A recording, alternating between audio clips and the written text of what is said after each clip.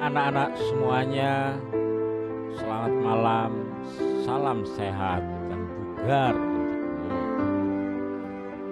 Anak-anak, pada malam hari ini Pak Imam ingin mengucapkan selamat kepada kalian karena kalian telah naik kelas ke kelas 5.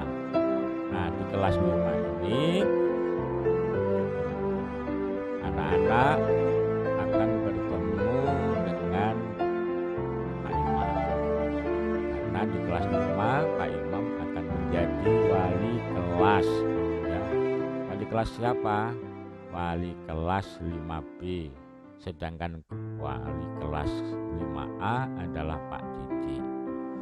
Anak-anak sekalian, hari ini Pak Imam akan memberikan penjelasan kepada kalian tentang hal-hal yang harus kita pelajari pada saat pembelajaran daring. Jadi selama pembelajaran daring ini, pembelajaran online ini, hal-hal apa saja yang akan kita pelajari di rumah.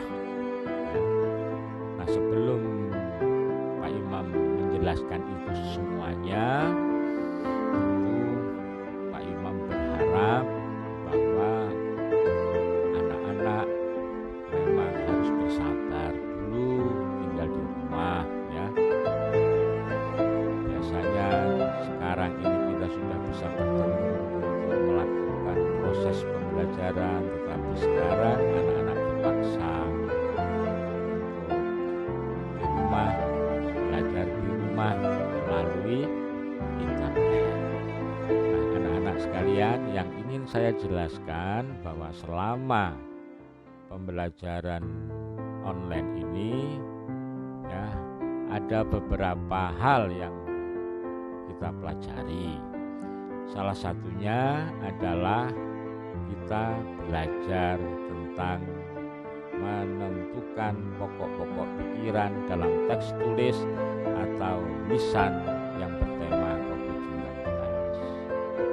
Oh iya, kenapa kok harus belajar ini ya? Karena Pak Imam mengajar bahasa Indonesia.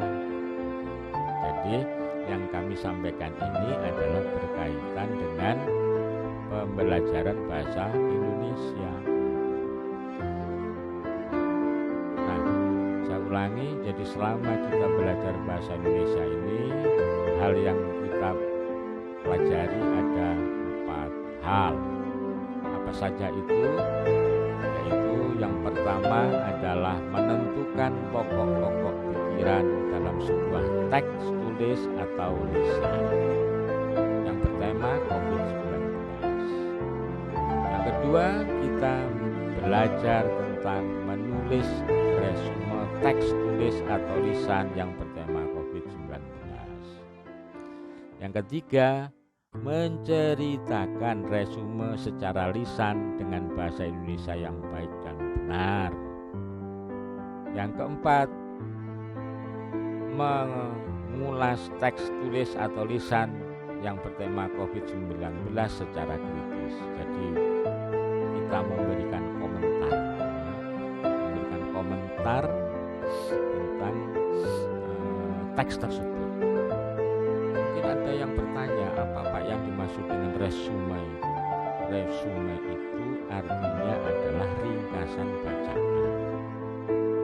Jadi resume artinya adalah ringkasan bacaan. Kalau ringkasan bacaan dalam sebuah cerita di karya sastra namanya sinopsis atau sari kisah.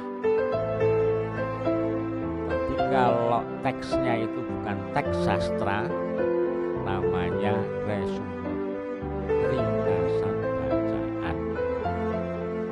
4 hal ini anak-anak yang harus kita pelajari selama pandemi COVID-19, selama kita belajar di rumah. Kemudian temanya adalah tentang COVID-19.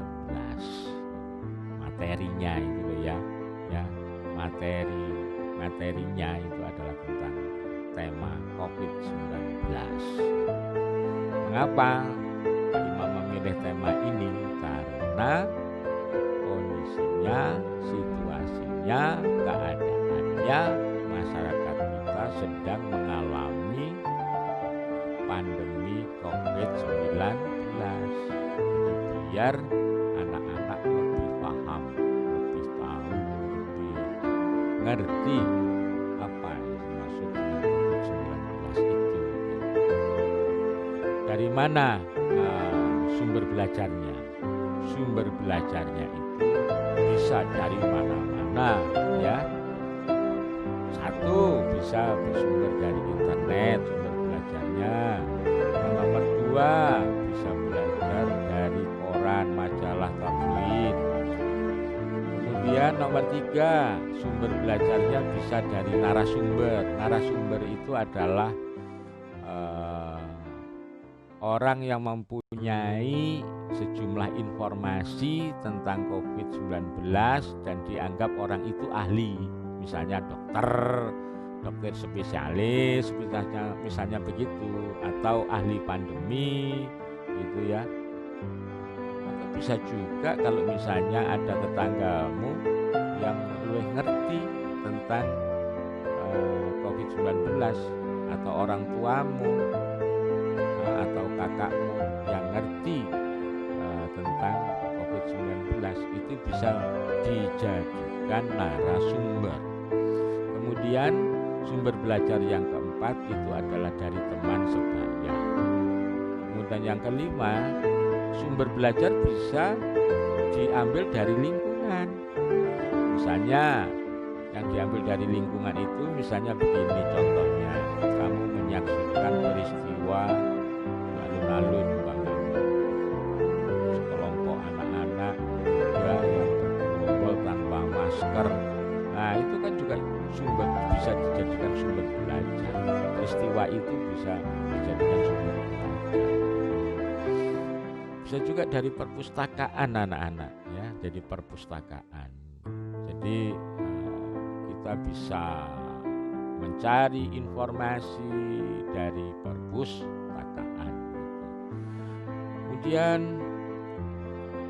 nanti selama pembelajaran di rumah itu ya tetap ada ulangan harian gitu. Karena ulangan harian itu ya akan dijadikan sebagai bahan untuk pengisian rapor. Sistem penilaiannya di rapot nanti diperoleh dari pengolahan dari tes harian. Jadi rapotnya anak-anak, nilai yang ada di rapotnya anak-anak itu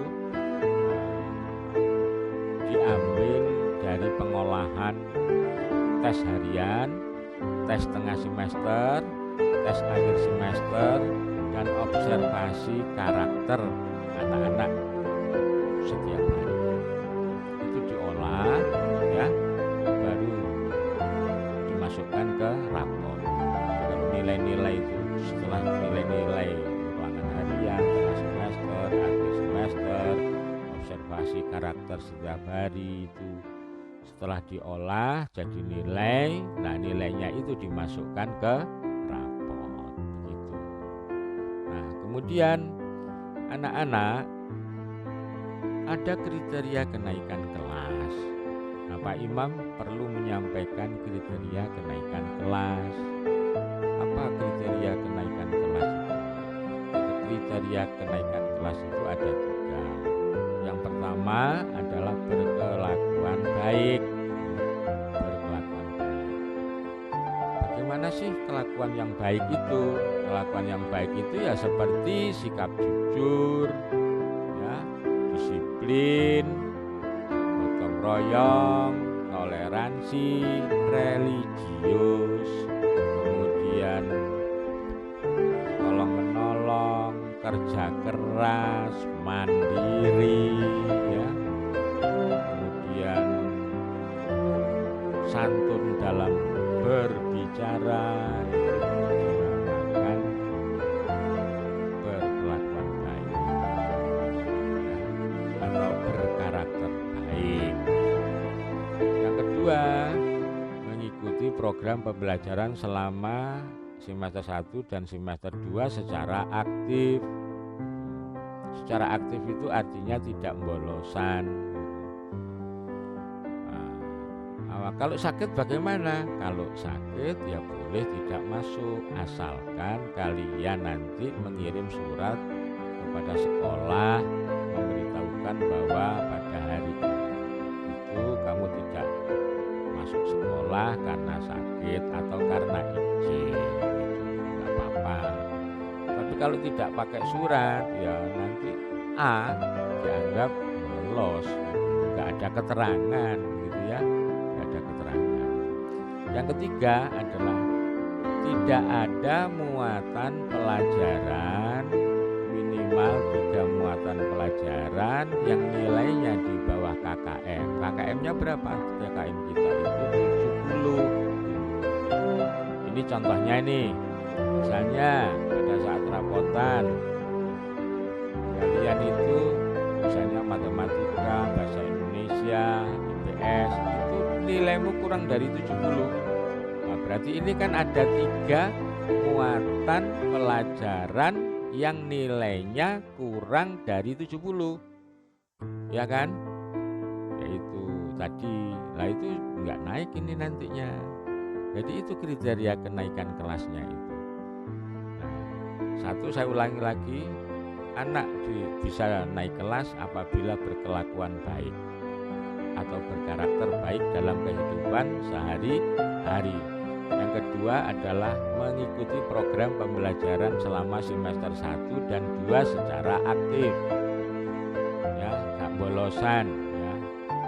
Ya. Gak bolosan. Aktif. Yang nomor 3, tidak ada muatan pelajaran, minimal 3 muatan pelajaran yang nilainya di bawahnya KKM. Nah, berkelakuan baik itu diperoleh dari mana nilainya? Diperoleh dari ini, observasi karakter setiap hari. Jadi kalian nanti perilakumu itu nanti akan dilihat, akan diamati oleh guru, kemudian akan dicatat pada jam sekian ya, di sini di tempat ini ya, si X si A melakukan perilaku tidak jujur atau berbohong gitu ya. Jadi lewat observasi karakter itu. Jadi observasi itu artinya pengamatan ya. Kalian diamati karaktermu, perilakumu setiap hari. Kemudian itu kriteria kenaikan kelas ya. Nah, kalau urusan tata tertib untuk anak-anak nanti akan saya fotokan dan akan saya bagikan lewat grup ya, nanti bisa dibaca tata tertibnya itu. Tata tertib siswa jembatan 3 itu apa saja, silakan dibaca ya. Kalau perlu di print kemudian ditempelkan di tempat belajarmu ya, ditempelkan di ruangan kelas gitu ya, ruangan kelas ya, biar kamu ingat terus. Dan juga di tata tertib itu ada sanksinya. Kalian bisa membaca apa sanksinya itu. Kalau sudah nomen melanggar tata tertib ya, sudah kesalahannya sangat berat ya, pelanggarannya sangat berat ya, pasti kalian akan dikembalikan lagi kepada orang tuamu gitu. Tapi tentunya ada prosesnya. Pertama kali diingatkan secara lisan, 1 kali, 2 kali, 3 kali diingatkan secara lisan. Kemudian kalau tidak ada perubahan baru diberi hukuman yang mendidik. Dilihat lagi, kalau tidak ada perubahan lagi dipanggil orang tuamu ya, dipanggil orang tuamu. Kalau tidak ada perkembangan lagi baru kamu mendapatkan diskores ya, diskores ya, diskores. Kalau tidak ada perbaikan masih tetap saja, terakhir kamu akan dikembalikan kepada orang tua. Resepnya nanti akan saya fotokan dan saya bagikan lewat grup WA kalian. Kemudian, nah ini tugas kita nih ya, karena kita itu sudah kelas 5 ya. Sudah tahu enggak kelasnya di mana? Oh, kelasnya itu di atas ya, di atas yang sebelah barat menghadap ke utara itu. Jadi naik tangga, terus kemudian jalan ke barat. Nah, yang paling barat itulah kelas 5B. Di situ sudah ada tulisannya itu ya, kelas 5B di atas.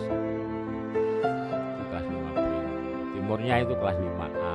Kemudian yang membujur ke arah utara itu 6B, yang paling utara sendiri itu 6A. Nah, karena kalian ini adalah sudah masuk di kelas baru, maka diperlukan pembentukan pengurus kelas. Pengurus kelas itu susunannya bagaimana? Pengurus kelas itu susunannya adalah 1. Ketua kelas, 2. Wakil ketua kelas, yang ketiga sekretaris kelas, yang keempat bendahara kelas, yang kelima pembantu umum. Kalian segera bentuk kelas 5B maupun kelas 5A pengurus kelas gitu. Caranya bagaimana? Caranya kamu boleh memilih ya. Nah ini, memilih 5 calon pengurus kelas yang kamu anggap mampu. Nah, kalau misalnya ada yang apa itu mencalonkan diri, boleh enggak Pak? Boleh, itu bagus sekali ya, bagus sekali. Karena apa? Dengan sadar mencalonkan diri, berani mencalonkan diri, percaya diri untuk maju menjadi ketua kelas, sangat bagus gitu ya. Tapi juga boleh dicalonkan oleh kawannya kan mungkin punya pendapat yang pantas jadi calon ketua kelas itu si X, si Y.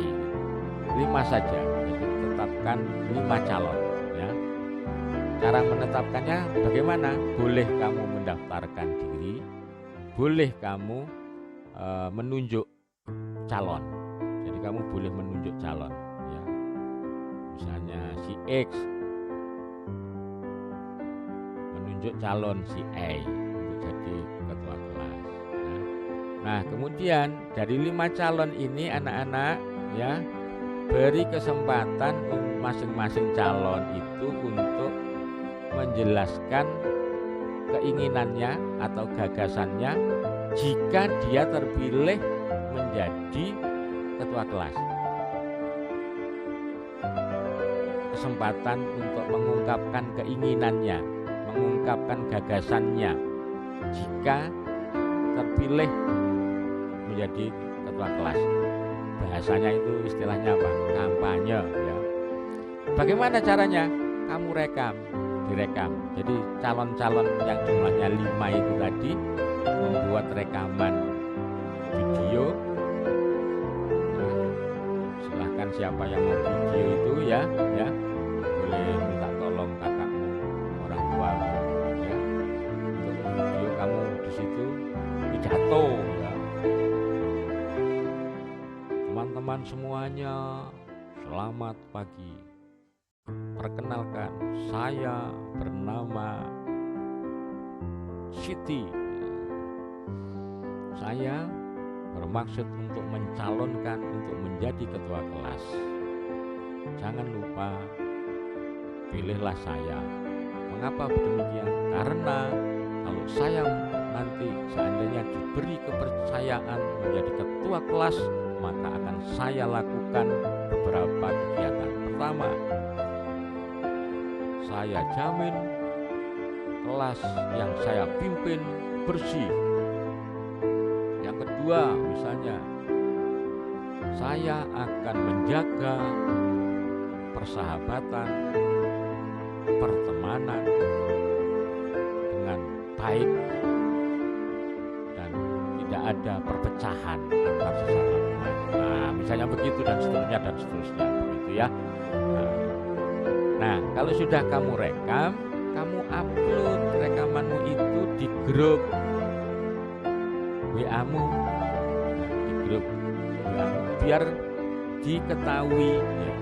diketahui oleh kawan-kawanmu, biar didengarkan oleh kawan-kawanmu, biar dilihat oleh kawan-kawanmu. Nah, di situ kan ada 5 calon nih ya, semua mengupload videonya saat pidato, diupload di grup WA itu, kemudian temannya kan mempelajari yo kira-kira sing apik iki terus sing dipilih, kan begitu akhirnya ya. Nah, makanya yang menarik ya, bikin video yang menarik, calon-calon itu tadi, yang 5 calon itu tadi ya, sendiri-sendiri bikinnya ya, tidak usah berkerumun-kerumun, di rumah saja.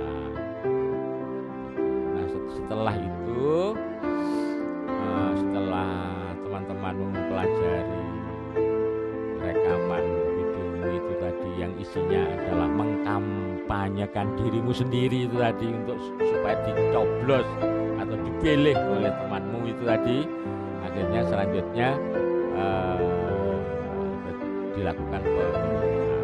Nah, pemilihannya adalah dengan cara si A milih siapa, si B milih siapa, si C milih siapa. Nah, nanti siapa yang jumlahnya banyak, dialah yang berhak menjadi ketua kelas.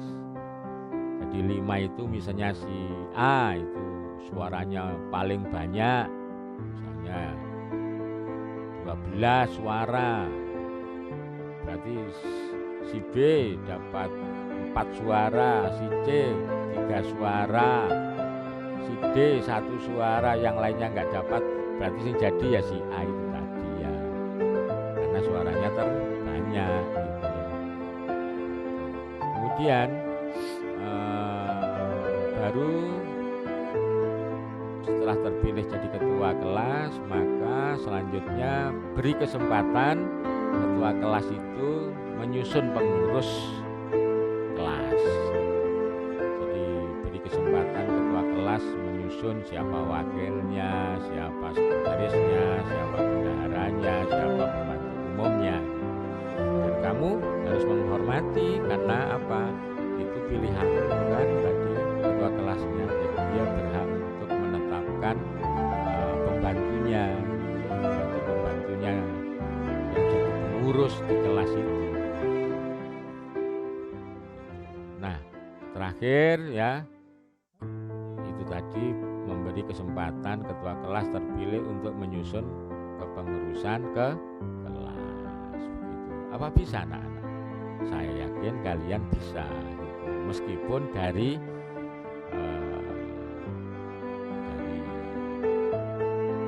jarak jauh ya, pemilihan jarak jauh bisa, semuanya bisa diatur.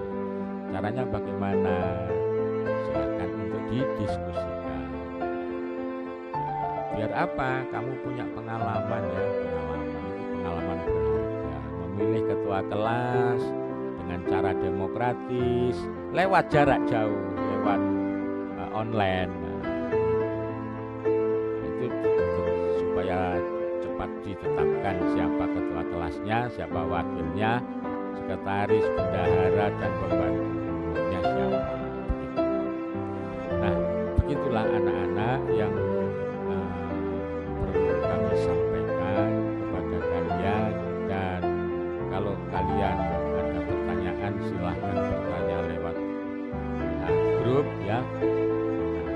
Oh ya anak-anak, tentang buku paketnya ya, tentang buku paketnya nanti kamu akan dipinjami dari sekolah ya, kamu akan dipinjami dari sekolah. Untuk semester 1 itu adalah tema 1 sampai tema 5. Semester 2 tema 6 sampai tema 9. nanti kamu akan dipinjami buku tema, kemudian matematika, bahasa Jawa, tantri bahasa Jawa, tantri boso, ya. Kemudian akan dipinjami buku PJOK, kemudian akan dipinjami buku agama Islam, pendidikan agama Islam, juga akan dipinjami lain, misalnya yang berkaitan dengan muatan lokal keagamaan atau diniyah itu ya. Nah itu nanti akan dibagikan kepada orang tuamu sesuai dengan jadwal pengambilan ya.